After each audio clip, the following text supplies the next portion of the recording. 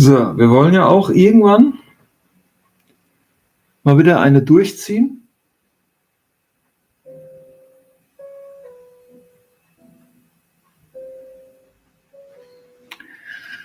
Deswegen, this is the 5th volume of the series. It begins with the idea presented in previous volumes, namely that reality is a construct which ultimately reflects our impulses. And it ends with the realization that the mastery of those impulses reveals the mastery of creation itself. Imagine that creation is a vast clockwork constructed out of cogs, pause, and wheels. It shouldn't be too hard because this is a common conception. But imagine for a moment that those cogs and wheels, the contact points between space and times, are in actuality the interactions between people. In this cosmic drama, conscious beings are the centerfold of existence. I do not mean to say that existence purely revolves around the substance of consciousness. More precisely, our perception of reality, our consciousness through which we interpret the clockwork that is creation, operates through the lens created by our interaction with each other.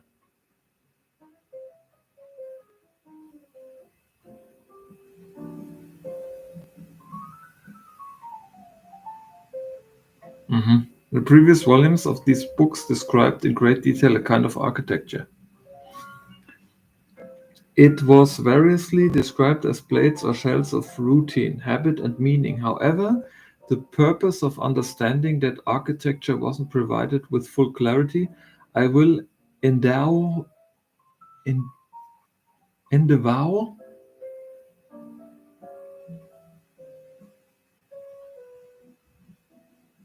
endeavor end-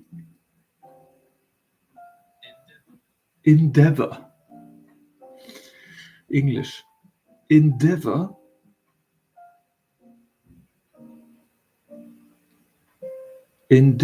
to do that with this book. Imagine for a moment that each of us exists in a kind of physical structure comprised of the various shells or plates. These truly physical structures are rather like the interface with which our consciousness interacts with the substance of being and the consciousness of others. Very much like a cog or wheel within a clock is designed to intersect with other cogs and wheels according to its design, so too do the shells or plates act as to create conjoining experiences with other shells or plates at particular times. The mechanism through which this occurs is as described in the previous volume. The higher phrases, the lower. Thus, an intersection between two consciousnesses in the plate of spatial location must be preceded by an emotional gateway, just as an esoteric gate precedes a symbolic intersection and a symbolic an archetypal.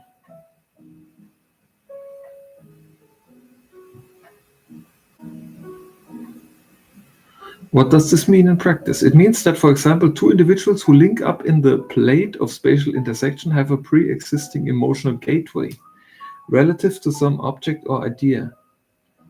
Thus, in our example, two strangers who meet in the coffee shop will, as an example, have admired the same classic car the day before.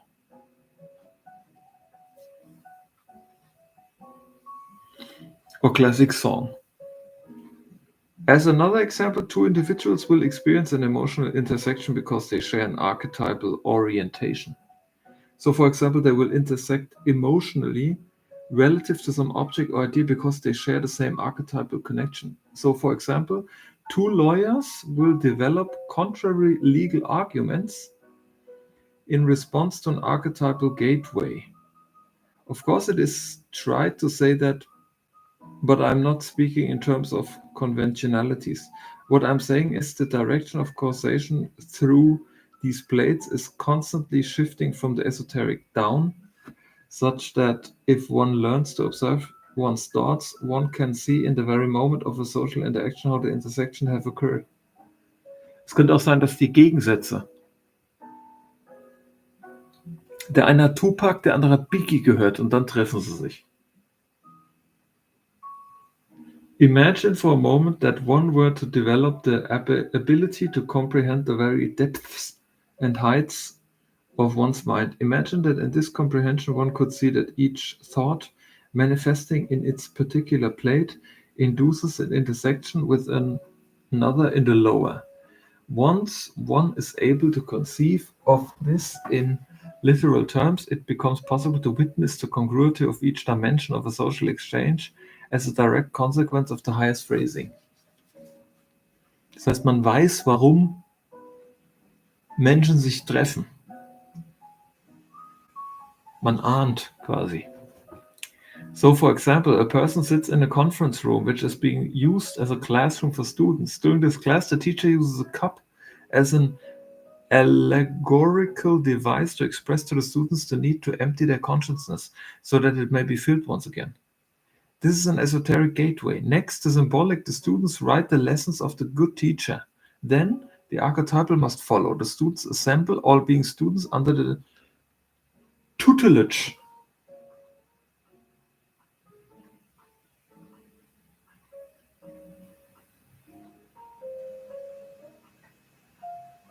Okay, tutelage wahrscheinlich. Tutelage.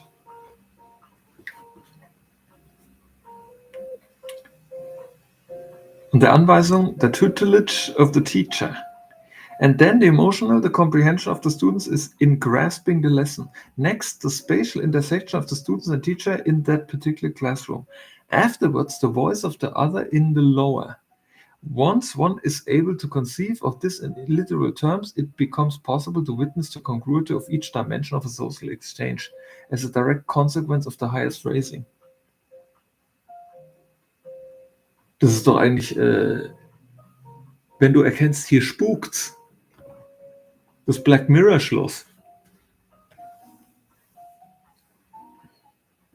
Deswegen drehen alle durch, weil da diese Brüder sich gebieft haben. So, for example, a person sits in a conference room which is being... Afterwards, the voice of the teacher speaking the words of his or her lesson. Next, the posture of the students seated in their chairs around the table, which is a point of common orientation. Then their facial expressing the moment of comprehension. Finally, their hands moving as they write. Now the esoteric comes first, so it may be that all these students and the teacher have scheduled which allow them to know where they are supposed to be at a particular time. But in truth, the only reason they are even there is because the teacher used the language to express the allegory of the cup. Think about it for a second. Think about the implications of this idea that 20 to 30 students and the teacher are all present, learning, writing, sitting with the same posture because of the causal chain created from the words empty your cup. Ja, das habe ich mal in einem Part beschrieben. Nämlich, das ist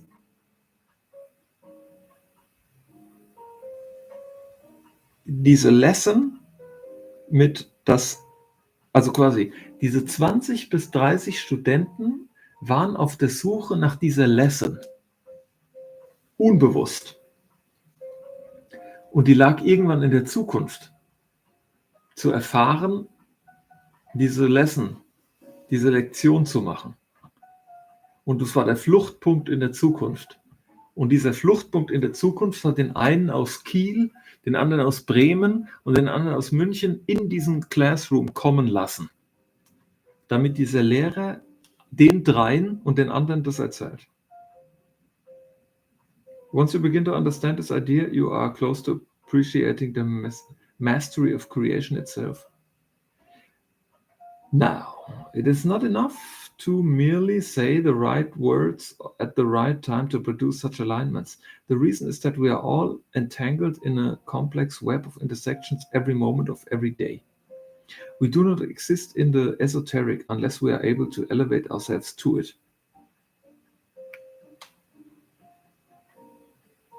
So we must go back to the basics, back to the beginning, to the drawing board, from what stems our intersection with the system.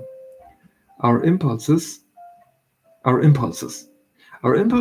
direct us here and there, and our impulses are likewise directed at the very top by the esoteric.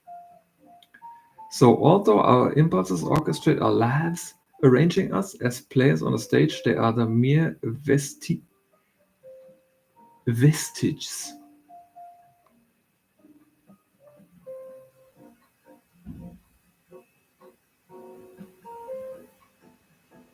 Überbleibsel. Vestiges of something higher. How does one escape one's impulses? How does one direct them? For the person who masters their own impulses has the power to shape creation as he or she wills, not in the sense of rearranging the pieces of the puzzle or the players on the stage, but in the sense of choosing what direction it may go. Imagine for a moment that one goes to a hockey game. Imagine for a moment that one could rewind the play, so to speak, to a particular moment, and imagine for a moment that one could choose a point at which it could divert from its predicted course. That person would not be a watchmaker, no, because he or she could not shape the substance of being itself, rearrange it, reorder it, but very much like a watch repairman.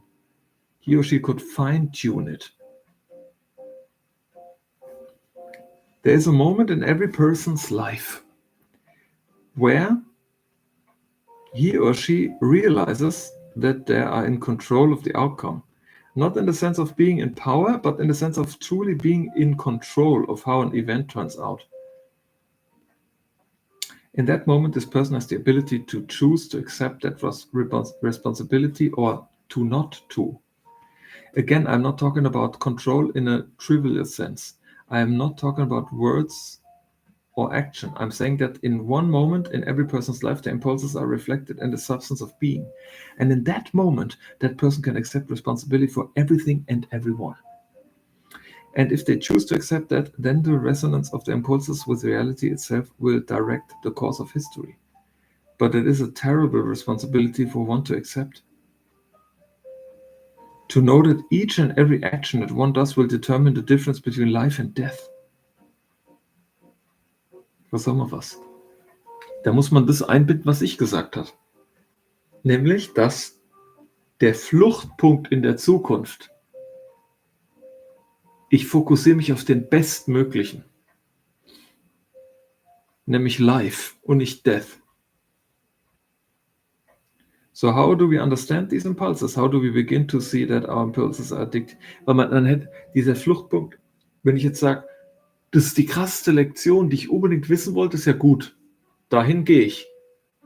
Und da ist ja nicht der Tod, weil ich werde ja diese Lektion lernen müssen, wenn ich davon ausgehe. Und nicht, dass ich auf dem Weg zum Classroom auf einer Bananenschale ausrutsche.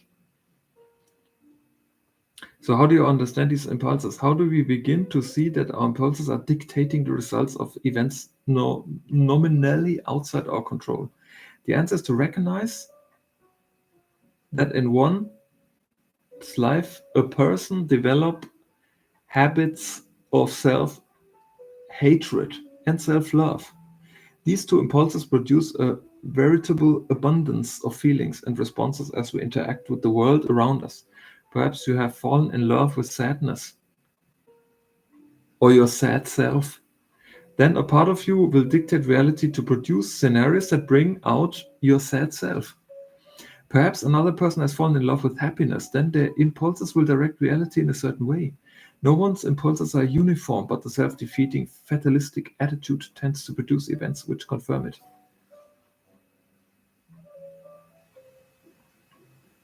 Now, imagine these impulses are strings, and the world is your vast puppet show. Contrary impulses twist people this way and that, while unified homogeneous impulses create a smooth delivery. Creating glitches is fundamentally about bringing out the hidden nature of reality. But to shape reality, one must purify oneself in a particular way so that one's impulses are seamless. Revealing that this is the true show is the truth shows one that we are all part of our own Truman Show reality. What do we have on the desk?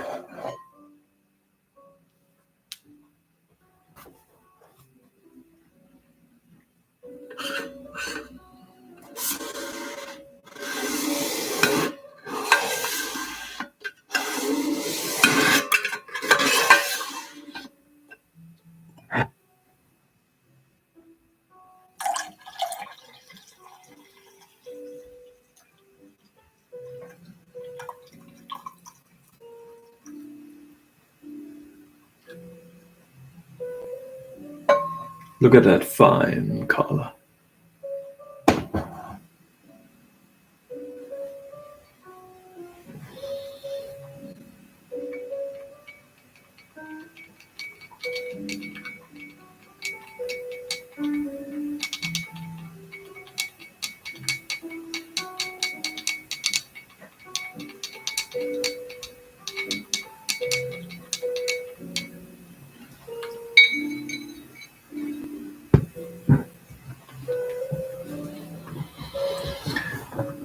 Now, in a previous volume, I wrote about how various rhythms also create uniformity in the subjective experience of social participants.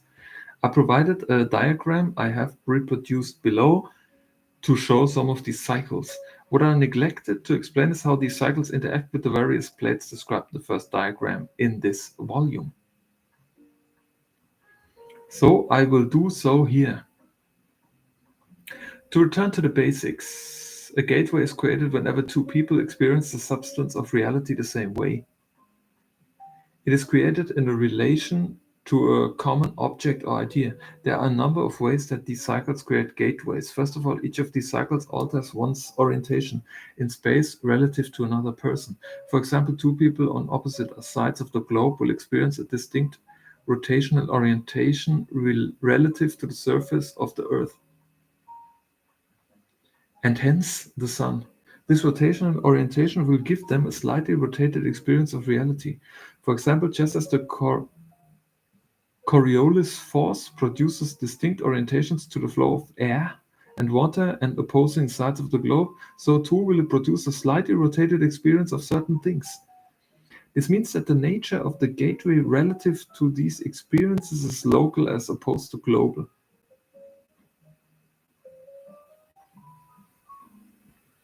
Wer das verstanden hat, schreibt es in die Kommentare.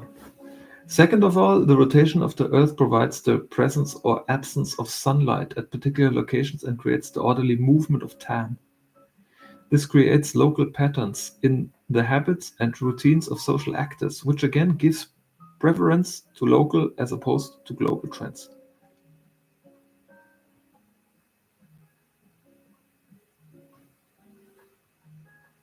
The lesson we learned from these thoughts is that the rhythms or patterns of nature localize gateway formation or give precedence to local over global streams of experience.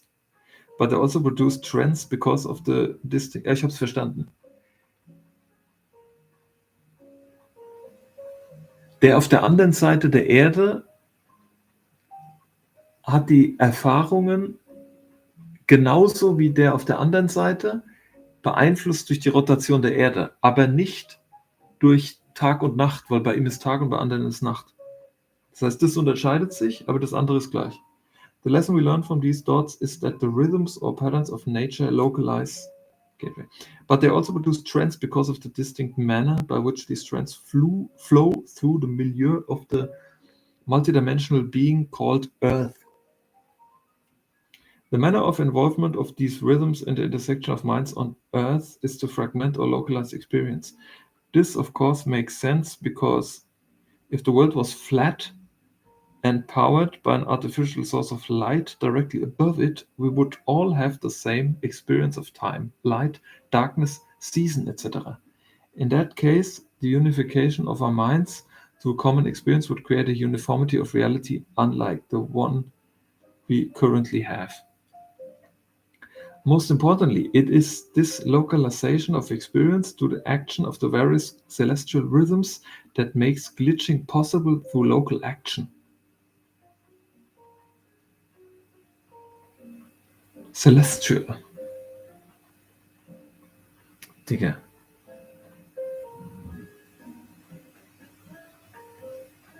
Celestial. Was könnte das heißen? Celestial. Ich habe keine Ahnung. Himmlisch. Celestial rhythms. Oh yes. It is dimension that gives consciousness the appearance of division, not anything intrinsic.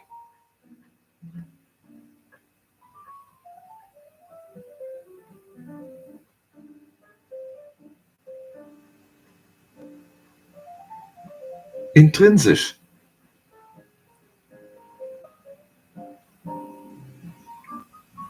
Consciousness in a dimensionless universe would be unified. Oha. In other words, the direction of causation in the rhythms of the universe is inverted. It flows outward from global to local. Direction of causation within the rhythms or plates is inward and globalizes experience. This dichotomy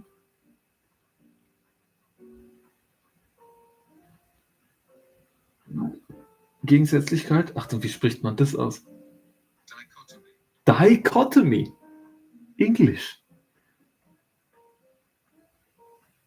Dichotomy. Naja. Can be understood in the below diagram. Oha. 2 Zwiebeln, die sich überschneiden.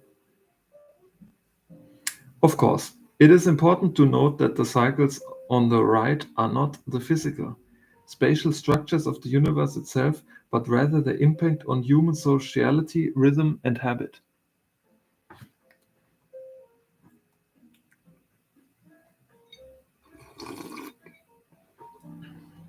Oh yes.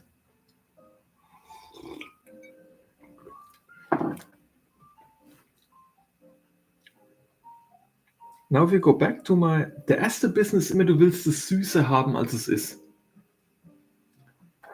Gestern auch, ich habe eine Pizza, ich habe Spaghetti mit Tomatensauce gemacht. Und der erste Bissen, da mache ich immer ohne Käse, um zu gucken, wie es schmeckt. Ich mache rein, ich esse und ich habe gedacht, das schmeckt nicht. Ich so, hä? Das schmeckt nicht. Krass, ich hab mich verkocht. Aber in Wahrheit war es hat anders geschmeckt, als ich es erwartet habe. Das heißt, ich esse so weiter, also schmeckt es wirklich nicht? Und dann habe ich gemerkt, da ist ein komischer Geschmack, den ich nicht zuordnen kann. Ich konnte das, was ich geschmeckt habe, nicht identifizieren, warum das so schmeckt. Weil es hat anders geschmeckt als sonst. Und dann, während ich gegessen habe, habe ich überlegt, was habe ich denn anders gemacht? Und dann irgendwann plötzlich, in dem Moment, wo ich es erkannt habe, was ich anders gemacht habe, habe ich es dann auch geschmeckt. Es war genau gleichzeitig. Das heißt, entweder habe ich genau in dem Moment auf diese Zutat gebissen oder ich habe es einfach erkannt und dadurch identifiziert. Nämlich, dass ich mehr Knoblauch rein habe. Und als ich erkannt habe, dass das, was seltsam geschmeckt hat, mehr Knoblauch war, hat es dann plötzlich geschmeckt. Und es war eine 10 von 10. Und bei Kaffee ist es immer genauso. Du trinkst und du willst Cappuccino, also ich will Cappuccino schmecken. Deswegen ist man immer erst so, das ist es nicht. Aber dann erkennt man, ja, aber ich will ja gar kein Cappuccino trinken. Ich will ja weniger süß. Und dann schmeckt es eigentlich genauso, wie man will. And now if we go back to my writings on nature of glitches, we see that among the experience that glitching can produce is the retrocausal event. The question becomes, why would glitching produce such an event? If you think of the example I gave of the students in the classroom where the teacher uses the allegory of the cup.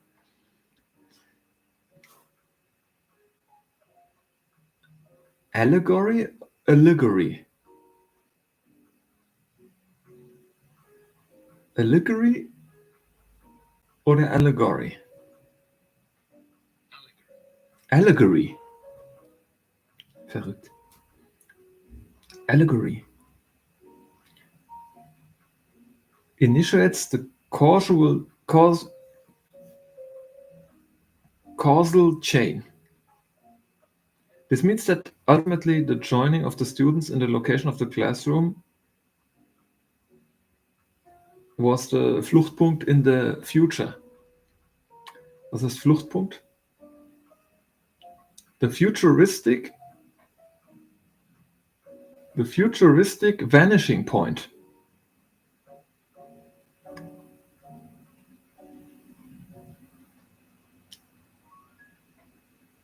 One is a direct consequence of the other. So all the events which preceded the students gathering their belongings, getting up in the morning, every little detail of their day which allowed them to reach the classroom on time to hear the allegory must have occurred. This means the buses were on time that morning because of the vanishing point in the future.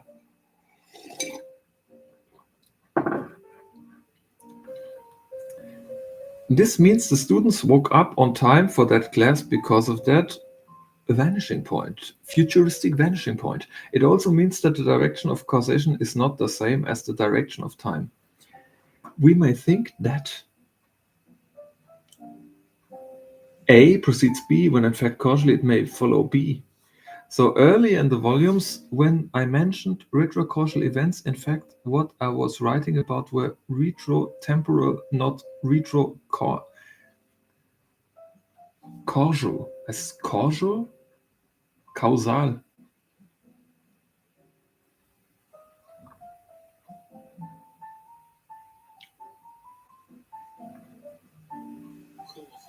Causal. Causal. Not retrocausal. In effect, by elevating your consciousness to the esoteric, your vision is focused on the next step in the causal chain, as opposed to what would ordinarily be the next temporal step in the chain.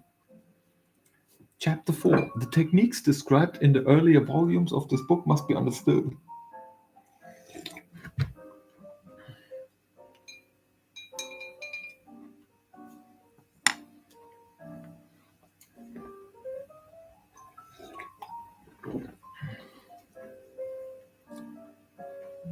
In the context of explanation in this volume, first we know that reality can be described as an expectation field, which is conditioned by bodily rhythms and the celestial rhythms. We know that the tension in our body is released or concentrated by the degree to which we resist an impulse. We also know that our impulses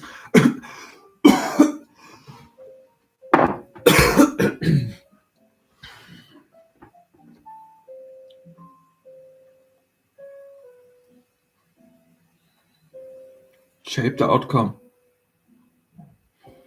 of what occurs. We know that a common feeling relative to some object creates a spatial intersection. And we know that an archetypal alignment produces a common feeling. Likewise, we know that a symbolic symbol induces an archetypal alignment.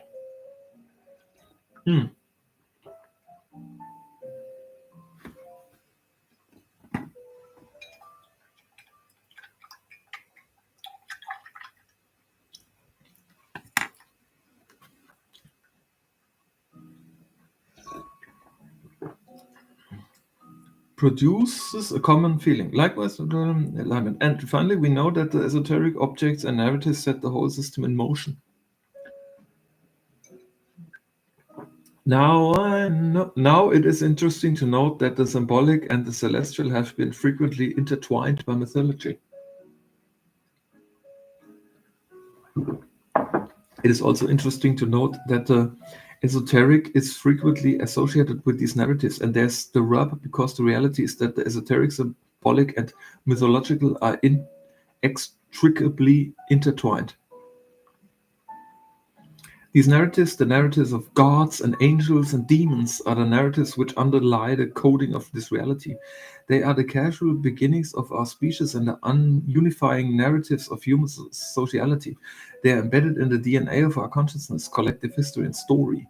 We continue to act out these stories within our societies thousands of years after their inception, repeating the same patterns time and time again. This is the ultimate truth of the simulation, that our mythologies are the code underlying the code, the causal impetus for human events. I'm not suggesting that this is a new science, but rather that it is an old one. It is important to also note that the celestial rhythms are common locally. That is to say, they are also a local interface which unifies the rhythms of those in a particular place at a particular time. Likewise, the esoteric globalizes experience just as the celestial rhythms localize it. Think of it this way. In the material plane, the plane which impacts us through the celestial rhythms, causation is reductive. In the plane of the mind, the plane which impacts us through our bodily rhythms, causation is holistic. The strands of existence can be thus balanced by these two competing forces. Ultimately, however, the relationship between these two sets of rhythms is not necessarily balanced. Most individuals live their whole lives in the bubble of a reductive reaction to the celestial rhythms. For most of us, our sleep patterns are conditioned by the stars and sun. When we eat, what we eat, even when we must use the washroom, is conditioned by the stars. But it need not necessarily be so, for each of us have a choice to dislodge these patterns from our behavior if we so choose, embracing the holistic and esoteric direction of causality. These moments when one has stepped out of the conditioned rhythms and expectation field are moments when one can see the incursion of higher order. One can witness the reconditioning of one's body to a new normal and a glow up. And in the bubble universe created by pure subjectivity, one realizes that distinct narratives exist in the same space with the same actors. One can understand that what one expects to be happening is oftentimes disconnected from reality and conventionality. It is the reductive nature of the celestial rhythms that gives the substance of the system its corrugated nature. But the interlocking points of the architecture are the actors themselves. We are the vertices.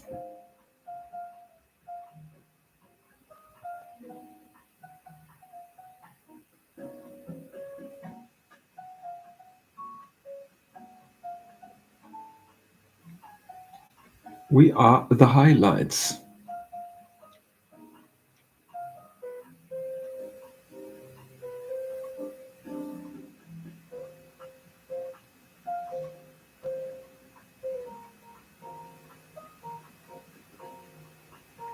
of the matrix, and roles are the lines. Stepping in and out of the archetype grants one passage into a distinctive experience of reality. Our impulses are shaped reflectively by the celestial rhythms, conditioned by them, while our bodily rhythms create an array of them which extend outward from us. These impulses are reined in by acting upon them. We are localized by them. In resisting them, they become separate or distinct, spreading outward from us and interacting with the communal expectation field. Through this, we attain community. But it is an egoistic community, an inverted state where our minds shave, shove,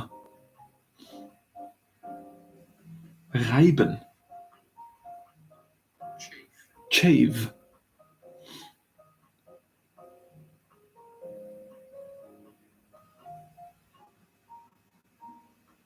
at their interactions with others. They create focused, coiled expectations of others in this subjectivity bubble. We can perceive things only through the lens of our egoistic impulses, divorced from the common expectation field. And in that place, we can experience many strange and unusual things. Thanks. But it is not a place you should want to stay. Albeit, albeit. Oh, obgleich, obschon. Albeit, albeit tempting. Because it can also be a place of nightmares and illusion. So I will conclude this volume by stating that there are only two rules to stop glitching. Play the role you have been assigned by others in every context. Be grateful and remember that your perceptions are malleable. Reality is what you make it.